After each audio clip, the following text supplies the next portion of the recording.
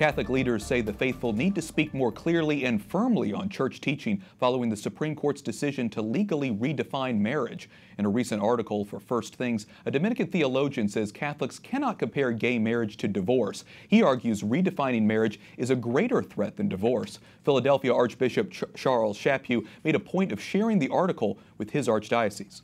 Joining us now is the author of that article, Father Dominic Legge. He is a theological professor at the Dominican House of Studies in Washington. Father, why do you say redefining marriage cannot be compared to divorce? Both are bad things, obviously. Well, I think there are many reasons, at least two we could name right off the bat. One has to do with the internal life of the church.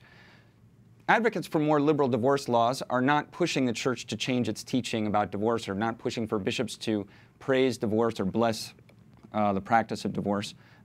But the opposite actually is the case with respect to gay rights advocates. They do want to use this to exert first cultural and perhaps even eventually legal pressure on the church to praise and bless gay marriages. So that presents a greater challenge to the church in its own internal life.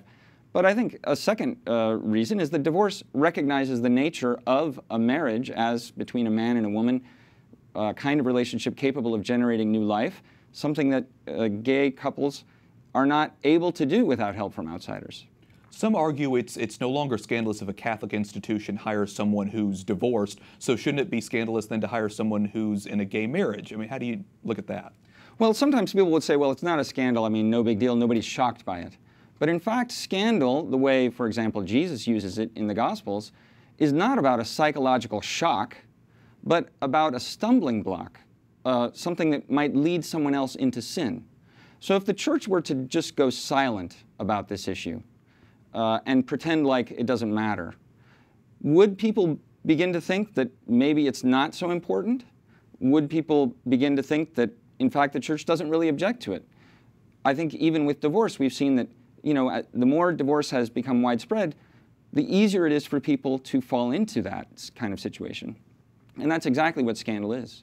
And like I said, there's so much pressure from mainstream media, from society to sort of normalize so-called gay marriage. So we appreciate your coming in and encouraging Catholics to speak firmly on that. Father Dominic Legge, thanks so much for being with us. Thanks for having me.